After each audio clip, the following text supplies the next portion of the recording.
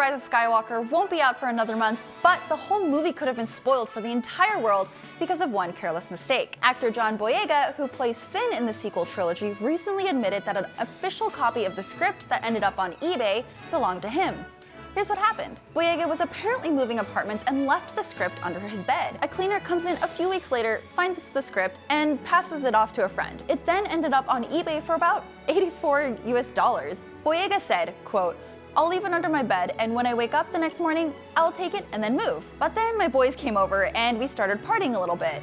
A few weeks later, this cleaner comes in, finds the script, and puts it on eBay for like 65 pounds. The person didn't know the true value." On Good Morning America, the Rise of Skywalker director J.J. Abrams commented on the incident, saying, quote, "One of our actors, I won't say which one, I want to, but I won't, left it under their bed and it was found by someone who was cleaning their place." Disney then intervened and got the eBay auction shut down. If you really think about it, that's the closest we've come to having the entire movie spoiled for us. The person who found the script could have easily made photocopies and posted them online, but I guess we can be grateful that it ended up with a botched eBay auction and not an entire Reddit thread devoted to dissecting every page of the actual script. It's a Thanksgiving miracle! Moving to related Star Wars news, J.J. Abrams recently revealed his favorite scene from the much maligned prequels. Speaking with Entertainment Weekly, Abrams recalled a particular moment from Episode 3, Revenge of the Sith, where Chancellor Palpatine recites the tale of Darth Plagueis the Wise to Anakin Skywalker. Spoilers ahead if you haven't seen the movie. It's a relatively quiet scene in a saga filled with lightsaber duels and epic space battles, but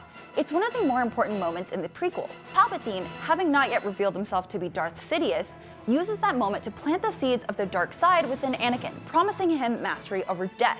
But not just for himself, but for his loved ones. This will play a major role later in the film as Anakin saves Palpatine's life from the Jedi Council as they attempt to arrest the Chancellor. Palpatine offers to teach him the ways of the dark side, which Anakin intends to use to protect his secret wife, Padme. Personally, one of my favorite scenes in all of the Star Wars movies is from Rogue One, and it's towards the end, so spoiler alert if you haven't seen it, but it's where the two main characters are sitting on a beach area watching the planet get blown up by the Death Star. And it's this quiet scene where everything is so serene for just a moment, where you think, you know what, everything might be okay. Not for those characters, obviously, but it's a very dark but moving moment, and I really loved it. And in our last nugget of Star Wars news, legendary filmmaker and occasional actor Werner Herzog, who plays the mysterious client in the hit Disney Plus show The Mandalorian, apparently called to the crew of that show cowards. This all stems from, spoilers if you haven't seen The Mandalorian, Baby Yoda, and how the filmmakers were going to portray the cute little alien.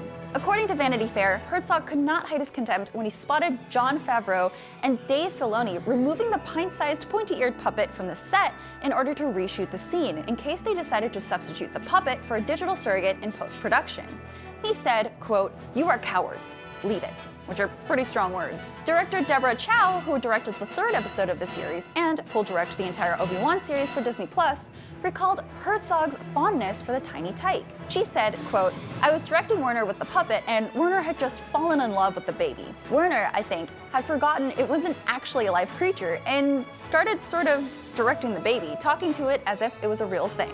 The filmmakers made the right call by keeping Baby Yoda a practical puppet on set. Not only does it symbolically link Baby Yoda to Jedi Master Yoda, the aged Jedi Master first having been brought to life via a live-action puppet performed by Frank Oz, it also helped spread Baby Yoda fever all over the internet. Disney has since assured fans that yes, Baby Yoda merchandise is coming, which is pretty bad news for my poor wallet.